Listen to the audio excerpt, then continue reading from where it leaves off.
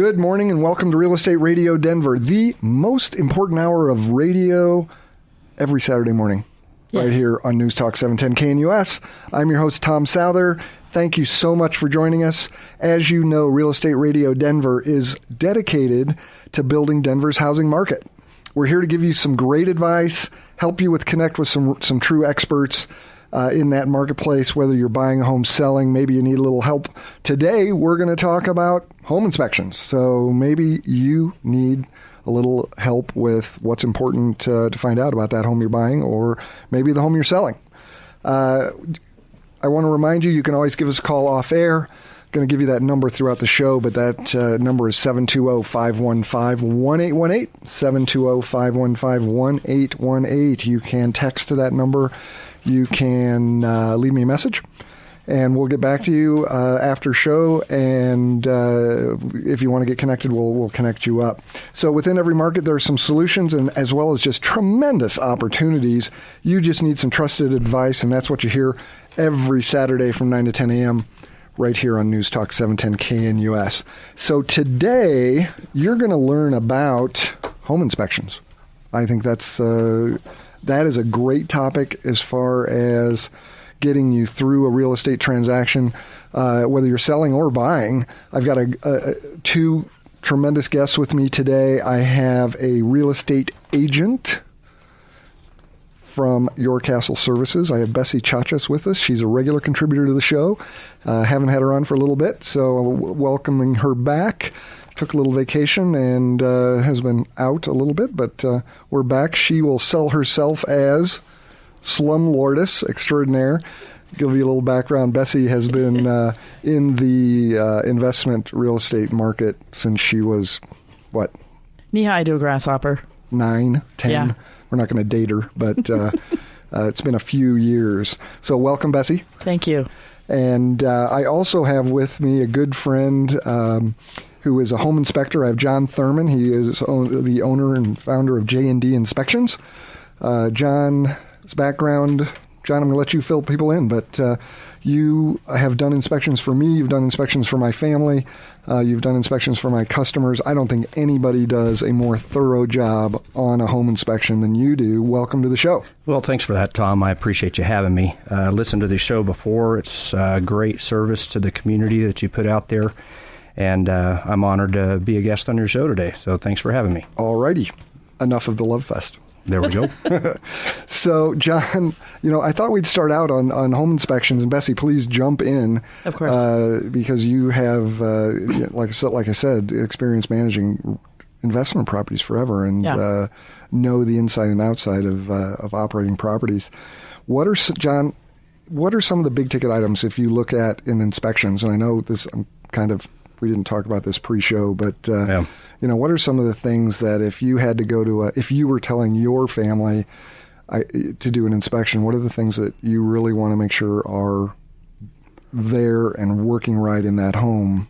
Well, definitely health and safety is our priority. When we go into a property, we want to make sure that everything is going to be safe and healthy for the people or the occupants that are going to be living there. And my philosophy is when you get in there to do an inspection, you're going to do an inspection to make sure that you would do the same for every single person as you would for your own family members.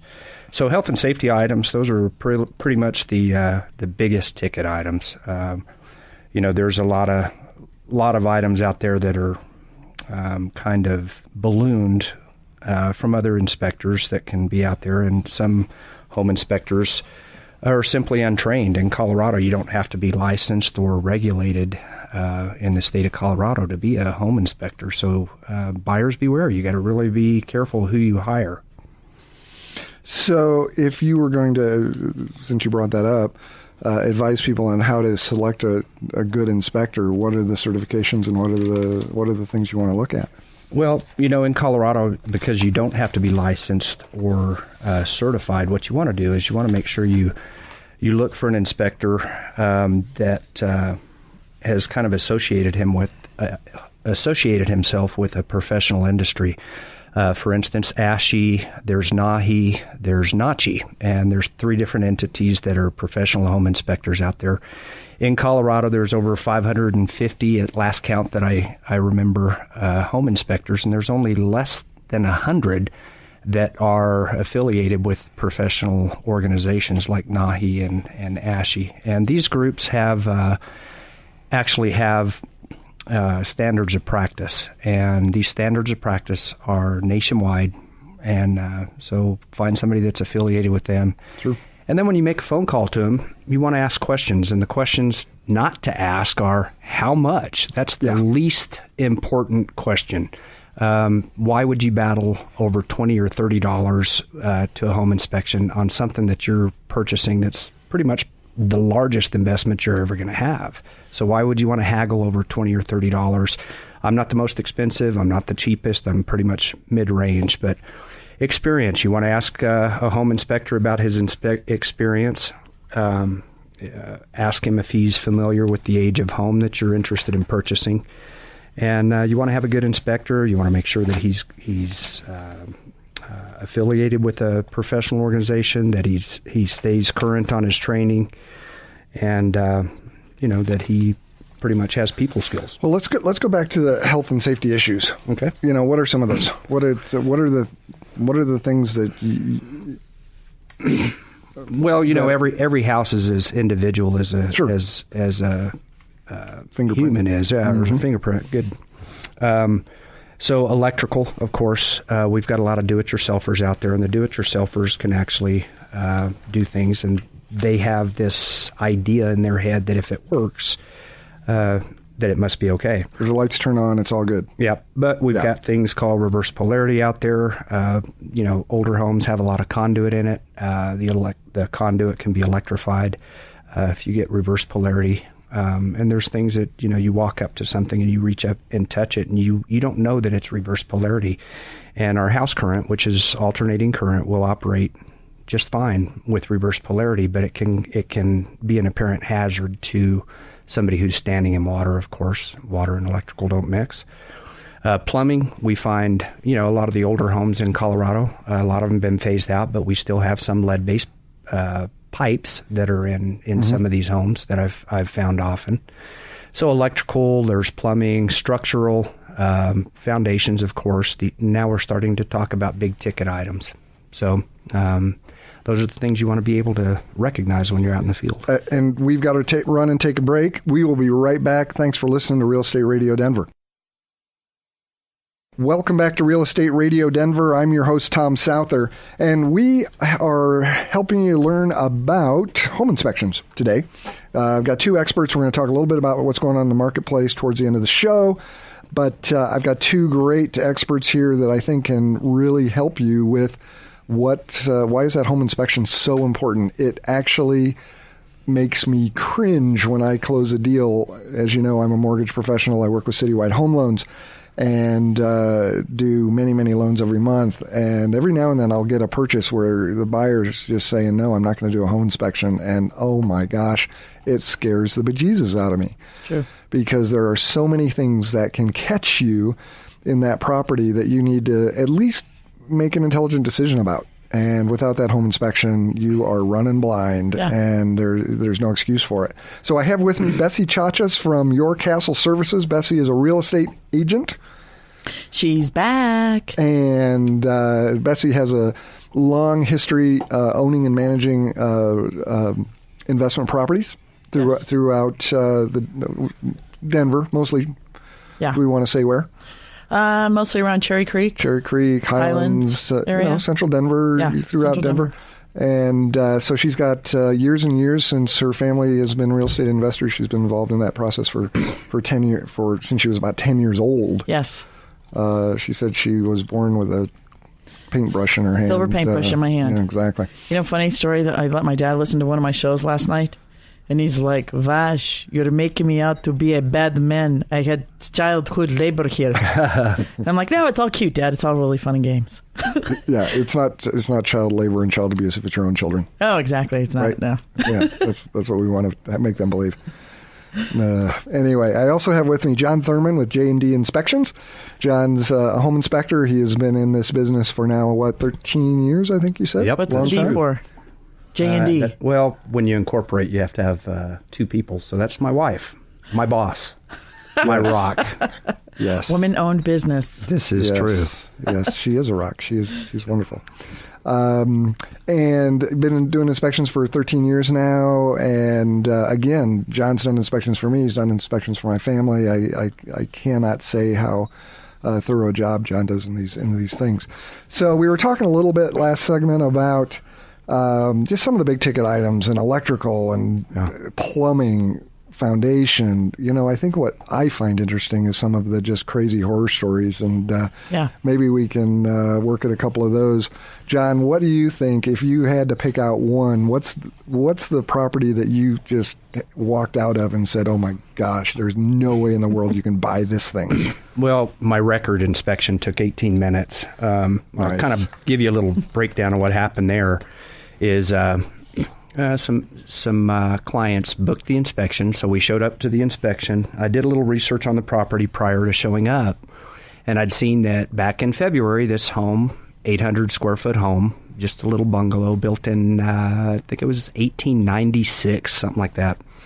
The house had sold to an investor for $75,000, and here about 8 months later, they're selling it to my client for $275,000. Nice. And, that's a nice return. I looked at the old Google pictures that were on the internet, and when I showed up and drove up, I parked across the street, and I looked, and I noticed that they hadn't done anything on the exterior of the house, maybe a little paint. And as I walked up, I could see that these older properties have brick foundations, and I could see that there was what we call rotation on the foundation wall. So I walked in thinking I'm going to see the Taj Mahal, and I walked in and I just kind of introduced myself to my clients real quick, and I noticed that I had quite a crowd. So I had the real estate agent, and I had mom, dad, and a single young gal that's buying this bungalow by herself. And so I just kind of knew that we already had a structural problem. So I just said, hey, guys, why don't you follow me? So I put my stuff down and walked around the back, and there was outside access to a crawl space or cellar.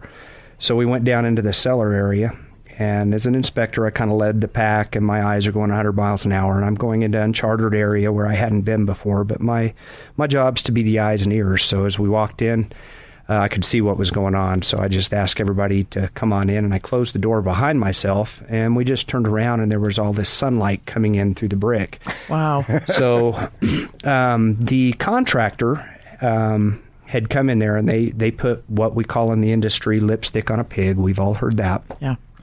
So they put they dumped some money into it, and it was what the buyers typically see, which is the hardwood floors that are recently finished, the all brand new stainless steel appliances, the granite tops, countertops, and then they staged it. So they did a phenomenal job marketing and getting this house prepared.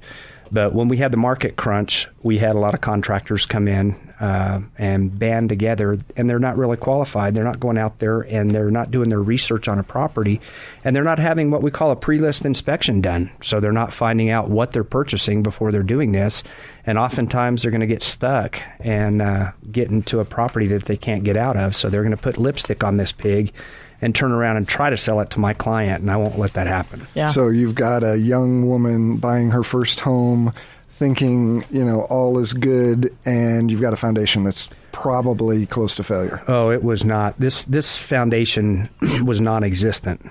Wow. And, it's not my job to come out and tell a client they cannot purchase this home. It's not my job. I can just present the facts to them.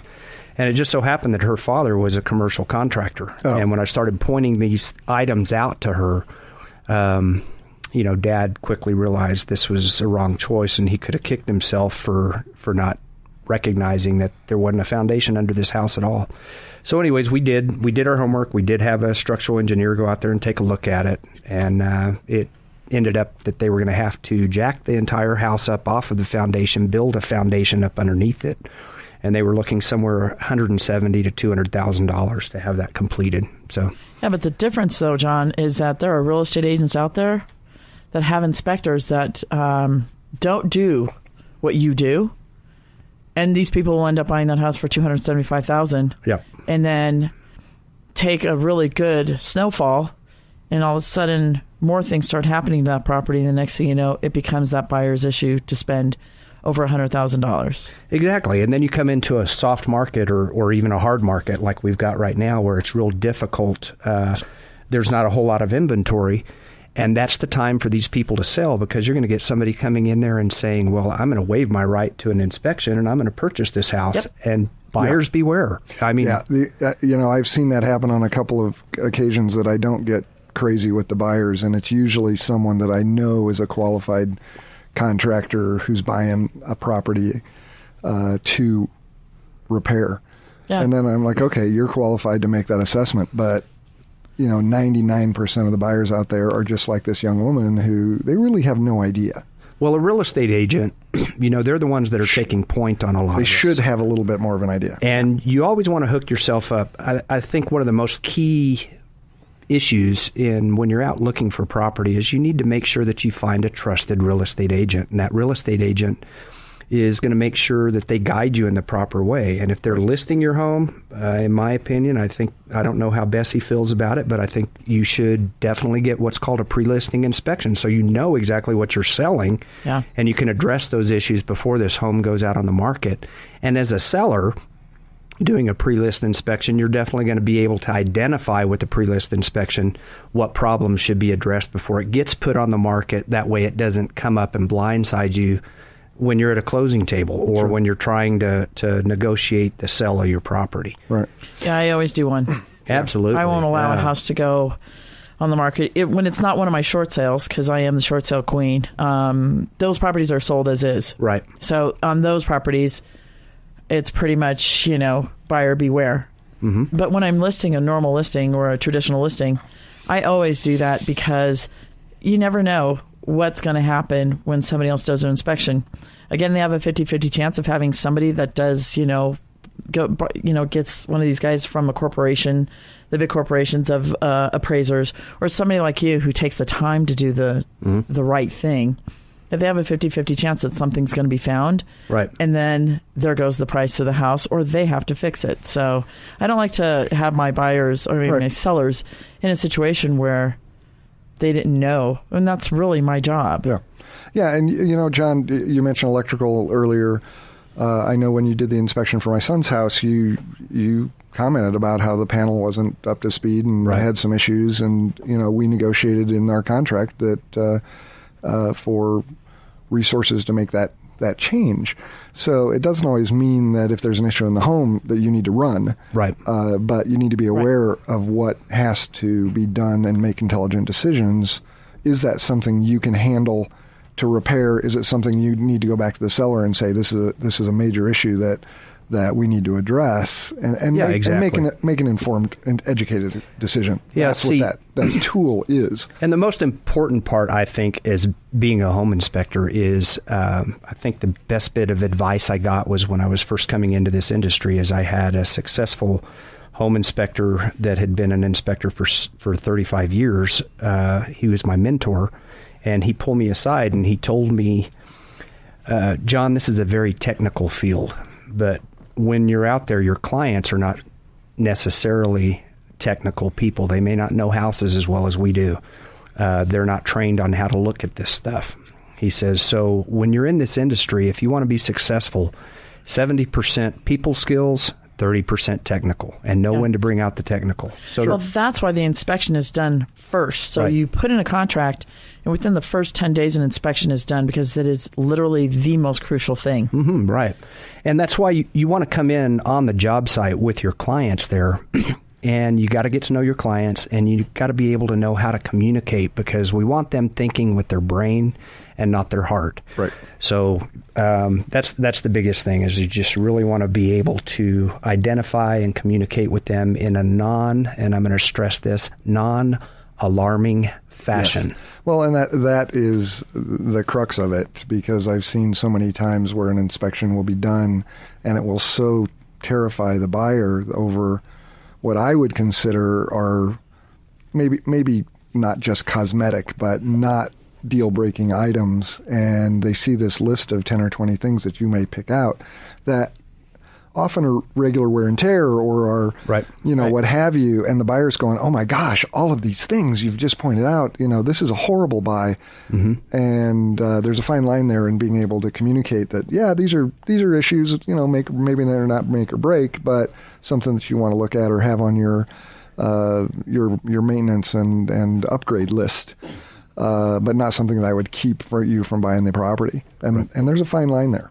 And, I've seen you do this in inspections and be able to educate people without terrifying them. Yeah, you do. It's very important to narrow down that list to the important things versus the things that are like, oh, this outlet is, not like the outlets in the kitchen. Or, those are like things that can easily be, you can go to Home Depot and go switch out a grounded outlet by yourself. But when we're talking about the crux of things, we're talking about the foundation, the roof, the furnace, the hot water heater. Those are heavy hitters that you really got to look at. Yep, exactly. Then there's a lot of things that are behind the scenes that, we don't know, so you have to open things up and look at them. So does it have aluminum wiring? Is aluminum wiring hazardous? Well, the question is, or the answer is no, it's not. And we'll get back to that when we come back to the next segment. Yeah, I'm giving you the big signal. Look at John go. Yeah, I want to thank you for listening to Real Estate Radio Denver here on News Talk 710 KNUS. I have Bessie Chachas with me from Your Castle Services. She's a great real estate agent. I encourage you to give the show a call, 720-515-1818, 720-515-1818, and I will put you together with her. Also have John Thurmond with J&D Inspections. We're going to come right back, and we're going to give you a few more inspection horror stories about things that have happened in John. Welcome back to Real Estate Radio Denver. I'm your host, Tom Souther, and I'm here in studio. I have two great guests. We've got Bessie Chachas from Your Castle Services. Bessie is a real estate agent. She has been managing investment properties forever, and you mentioned you do a lot of short sales for people. I do. That's a crazy process. I've done 165. That's a lot. Yeah. That's probably 10 times what the typical agent has ever done, or 165 times. And I also have started up the real estate agents who do short sales, Alcoholics Anonymous also. Yes, because that is, if you've gone through that process, it is long, crazy, and full of emotional baggage that you just never know what. So anyway, you have really hit that market. The investment market. We're talking about inspections, and you've had a lot of experience with maintaining properties. Yeah. Makes you an expert here as well. I also have John Thurmond with J&D Inspections, 13 years in the business. And John, you mentioned something that I got to go back to because people are going to say, oh no, John just threw aluminum wiring under the bus. Or actually, you said it's not that bad. So I'm going to let you cover that and throw in what you think about aluminum wiring. Yeah, thanks. A lot of people hear about aluminum wiring, and there's a lot of horror stories about aluminum wiring. And aluminum wiring, let's just set the record straight. It's a softer alloy than what copper, which is what we use on house wiring nowadays. Today. Mm-hmm. Back when the war efforts were going on, Vietnam, whatever, copper was very expensive, so a lot of our builders looked for alternative wiring. And aluminum wiring, what they did is they went up a gauge. So in other words, on a 15-amp circuit, you've got in copper 14-gauge wire. When you're using aluminum, it should be 12-gauge wire. Okay, 12-gauge wire is a little bit thicker, and it should handle any of the current that you would normally, and I'm going to stress the word normally, put on a 15-amp circuit. What happens over the time is you get Harry the homeowner coming in, and if they mess with aluminum wiring, they're not trained to mess with aluminum wiring. Now, aluminum wiring can be hazardous. And I have seen houses burn down as a result of aluminum wiring. And you've been electrocuted how many times now? Never. Oh, okay. Just checking. But a funny story is I was sitting down at one of our National Association of Home Inspector meetings, and there was this one guy that he's an old guy, and I missed him. I hadn't seen him for like the last 2 or 3 months, and he comes walking in one day, and I said, hey, where you been? Hadn't seen you in a few months. Where you been? And he said, I don't want to tell you. I said, come on, you got to tell me. What happened? He goes, well, I was building that detached garage to my house. Yep. Mm-hmm. And this guy's a home inspector. Yes, I remember that. What happened? He goes, well, I've got a Federal Pacific electric panel, which is another topic, but yes, they're very hazardous. And I've got aluminum wiring, and I tapped into all of that stuff to rewire my garage. Well, he's not a trained electrician. So what happened was he went out for a couple of errands and came back, and his house was burned down. Oh, my gosh. And this is the trained individual that is in front of the public, doing inspections for them every day, and training people, telling people that aluminum wiring and Federal Pacific electric panels can be very hazardous and can burn your house down. So what we do when we look for aluminum wiring, we look for hot spots. I actually have a thermal imaging camera where I can go in and I can look for hot spots with aluminum wiring. I also look at the panel. So anytime I do see aluminum wiring, I step up my game. Sure. And I have to look very, very, very closely. And I'm looking to see if the homeowner has touched any of the aluminum wiring. And I would say probably 9 out of 10 times when I find a home that's got aluminum wiring, I need to have a licensed electrician come in and actually clean some things up after me. Note to Tom. Tom lives in a aluminum wiring house. Right. I should have John out to, thermal image my house. There you go. All righty. Then we'll have that done. And it has not burned down yet. And the toaster works. Well, we're not at your house right now, so we don't know that. We're not. For a fact. It may be gone by now. Yeah. Very true. But, yeah. But what bottom line is what I'm saying is when you find out that I have seen so many real estate agents in the past tell their clients that, well, this house has aluminum wiring, there's no problem with it. And then the people go home, they'll do their research on aluminum wiring, and it just scares the bejesus out of them, and they just don't want to purchase a home with aluminum wiring. And the bottom line is they can be safe. Yeah. There's things that we can do to fix it. Yeah. All right. Roofing is one of those big ticket items. Yep. And I know you mentioned on the break that you've got a funny or maybe not funny story on a roofing issue, but let's throw that out. Okay. Let's see. Roofing issues. Yeah, you get up there.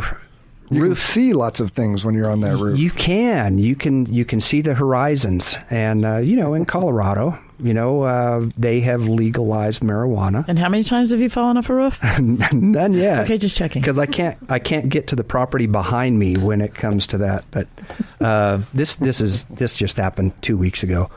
I'm up on the roof and I'm looking around, and there's a grow house right behind me, and they have a big tarp in the backyard, and it's an older neighborhood, so there's trees bordering their property, big backyard, and they've got probably about a 30 by 60 area that's tarped in the back, and they've got these beautiful plants that are 6-8 feet tall. And I'm just walking around. I can smell ornamental plants hiding the rest. Yeah, and I can smell everything from this roof, from my vantage point. Not from experience, but you've been to seminars. It wasn't being burned, but I could smell it. And I actually grew up in a flower shop, but we grew legal things there. But anyways, I could see all these plants and I could smell them, and I thought it was kind of intriguing. And I'm on the roof doing my inspection, and part of my job requires me carrying a camera, so I take a lot of pictures on my inspections. And I was taking a picture of the backyard, and that's when I looked up and saw what was going on back there. And I'd snapped a couple of pictures, and then I looked up and I see I've got 3 grown men standing in windows from the house with high-powered rifles, and they're all looking at me. And so I started thinking, they're thinking you're the FBI. I may be DEA. DEA something. Yeah. And so I kind of was aware that these guys were really watching me, so I was real cautious, turned my back on them. I didn't want to get shot or anything. And, so I've got a guy out there. I could swear that the guy was carrying a sidearm or something in his hand, and he kept staring at me, watching him. And I was a little nervous. Time to get off the roof. So I get off the roof, go back down in the house, and now I've got a car in front of the property. They drove around the block, and they're sitting in front of my house that I'm inspecting. And I'm there alone. I don't have a realtor or an investor. I don't have the buyer or anybody. Wait, the buyer's not even there? You're inspecting a house? It was actually for an investor. Okay. And he's going to turn it into a Section 8 house. So I figured the tenants there probably wouldn't mind there being a grow house behind them. No. Yeah. You never know when free samples get lobbed over the fence. Yeah. Yeah, but roofing, it's always fun. You get a great vantage point up there. But Nice. back to roofs, it's a big thing. So you always want to inspect structure before you walk on them too, or walk off of them. Very true. Yes. Because in the state of Colorado, nobody should ever pay for a roof. All you have to do is just wait for a hailstorm.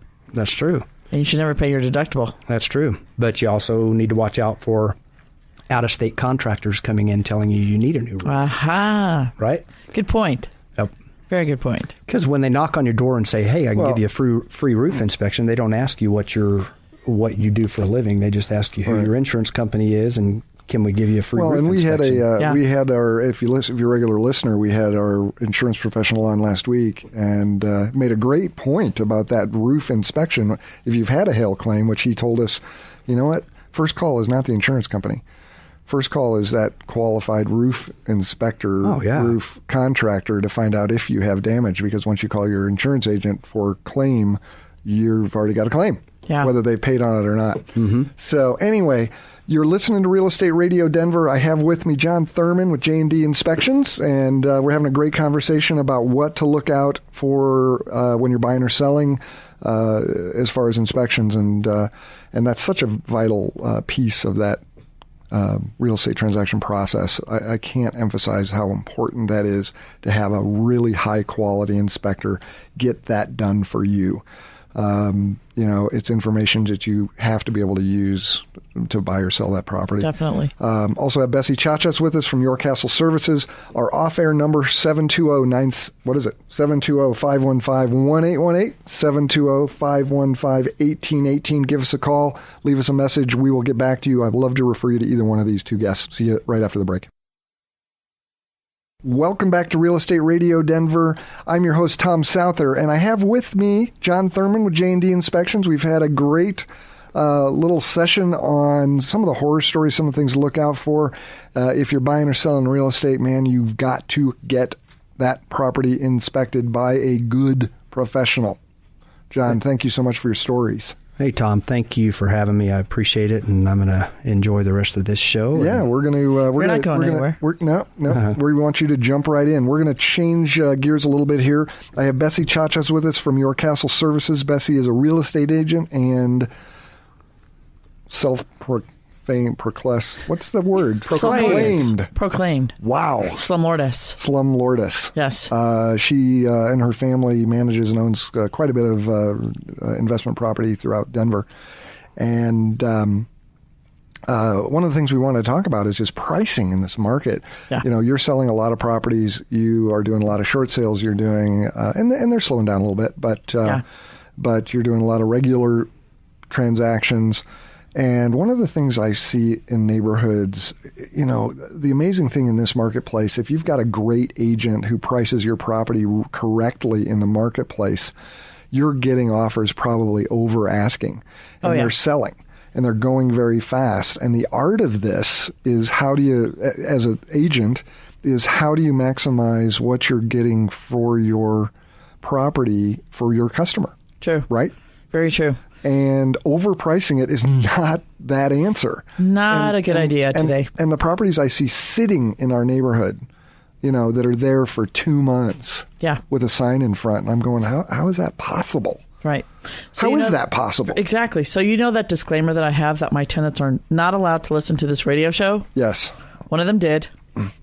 Came up to me and said, I want to buy a house. I didn't talk to her for 2 days. I threw her out of my house and said, get out. You're no longer my renter. You're not my favorite tenant anymore. Yeah, I have that effect on people. They listen to the show and they want to stop renting because it's stupid. It is. If you can buy. Call me, please. 720-515-1818. Stop paying someone else's mortgage. Pay your own. Okay, but none of my tenants. Except for Bessie's tenants. Right, there we go. So we start looking here, and easily in the past 2 weeks, we've looked at 30 homes, which is a lot for a real estate agent to be showing and not putting a house under contract. Yeah. And I won't allow her to put a contract on any of these houses. And she's, she knows me. She's been my tenant for almost 2 years now. I'm not going to allow you to overpay. Right. Flat out. Every single one of these homes is overpriced. And she's looking in some of the best areas of this town. We're talking Berkeley, we're talking the Highlands, we're talking Baker, some of these great areas where these agents now are pricing these houses well over market value, and they're not even turnkey homes. And what I mean by turnkey is that when you walk into these houses, they haven't been updated 1 ounce since the inception of the house, maybe in the 40s or the 50s, when in some of the areas that we're looking at. And these agents are calling them retro homes. And then we go into the basement, and she's gotten to know me so well because, of course, I have a gravity furnace. But we go into one of them, and they're pricing this house. And a top agent in this town owns her own company. Top agent is listing this house, 2-bedroom, 1-bath in Berkeley. And in the basement, it has a gravity furnace and a Reliance hot water heater. And Reliance hasn't made a hot water heater in more than 15 years. And pricing it as the other houses that are turnkey that have the granite countertops and everything, but calling the house retro. Yeah. So that tells me right there that they've done nothing to the house. So therefore we have still, if it's like built in the 40s, you're talking about a 60, 70-year-old water main line and also a sewer line that probably hasn't done either. So, and they're pricing these houses as turnkey pricings.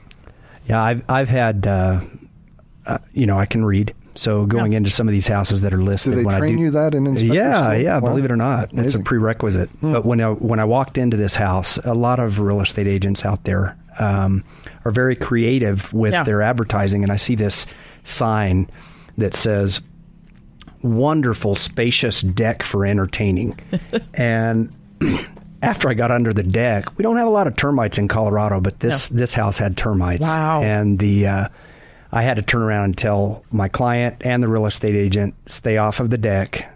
And she was actually, the buyer was a principal, and she had planned on having all of the teachers over for a little, girls' night out kind of thing and entertain a lot of people on this deck. And somebody was going to die. And so this is something, they're advertising and probably jacking up the price of this house because of this beautifully spacious deck for entertaining. But it's going to cost you about $20,000 to replace this deck. So you're right. It's way overpriced. We found this one that she is just absolutely in love with. I'm just going to let them run here. Yeah. Just you two go. We'll keep going. But she found this incredible house, absolutely in love with it, way overpriced.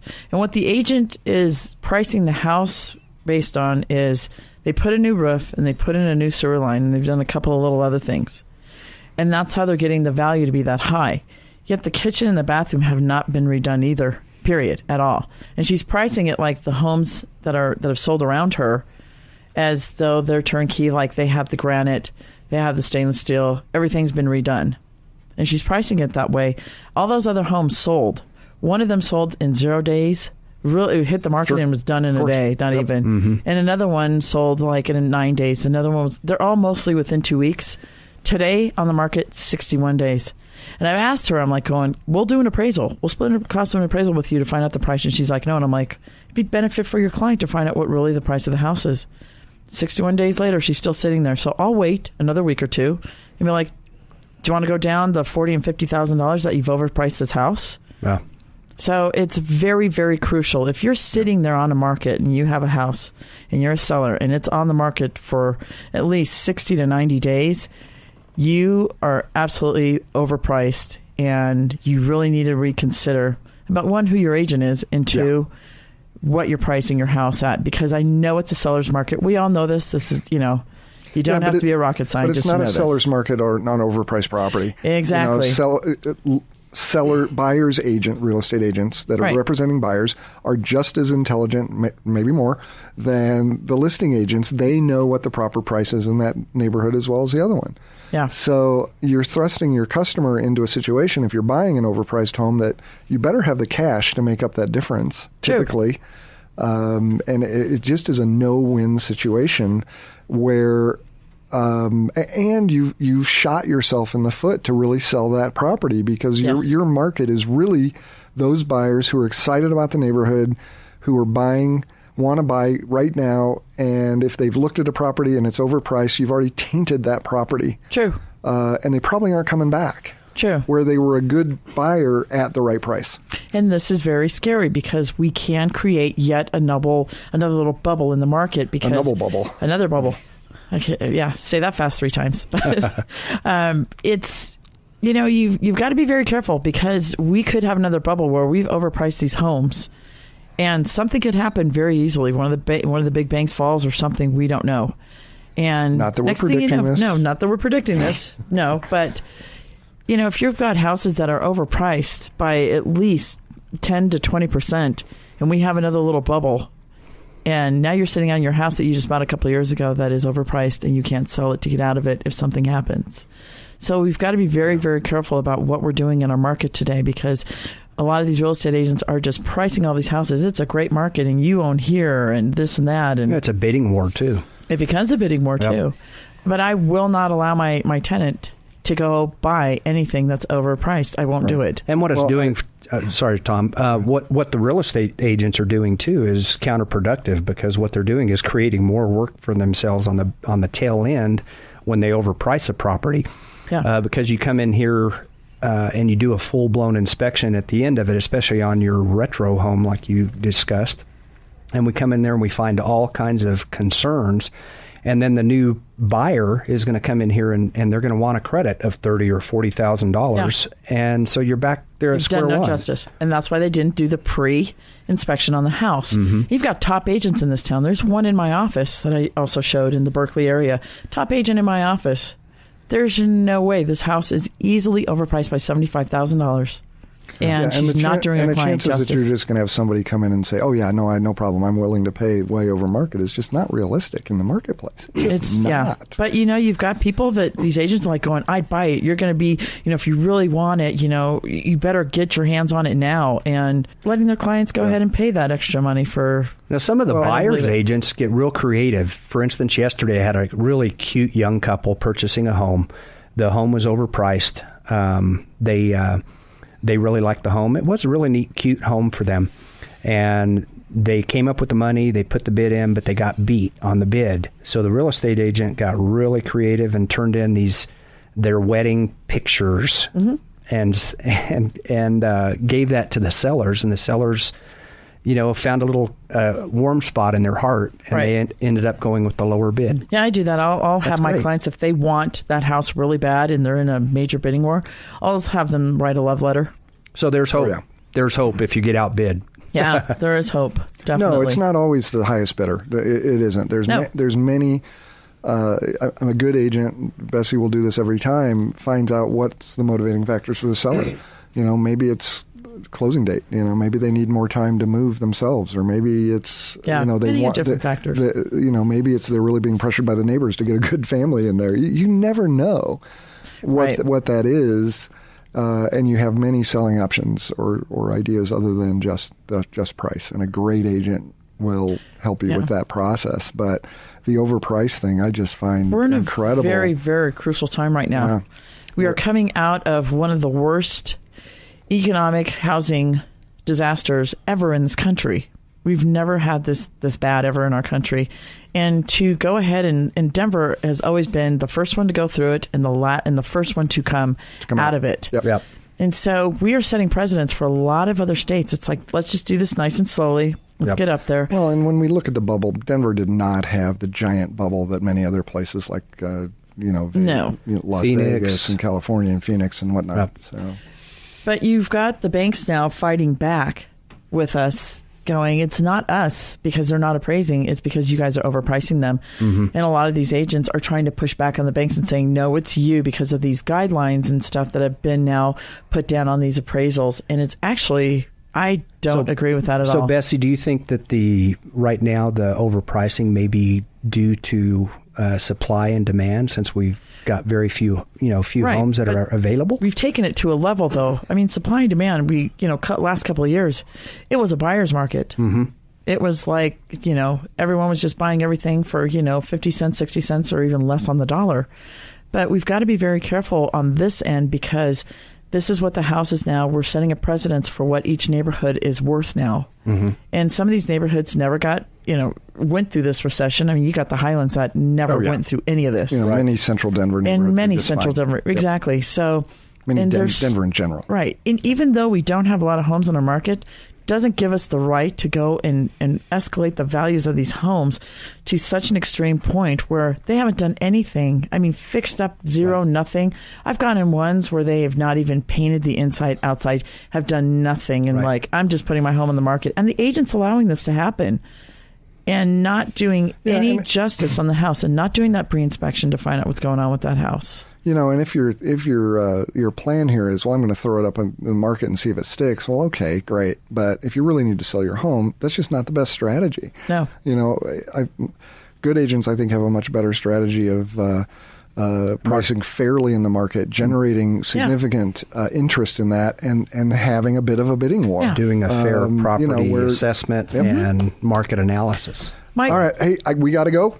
Okay. You're listening to Real Estate Radio Denver here on News Talk 710 KNUS. I have Bessie Chachas with Your Castle Services with me. I have John Thurmond with J&D Inspections. Our off-air number, 720-515-1818, 720-515-1818. I'd love to help you put together with either one of these. We'll see you next week.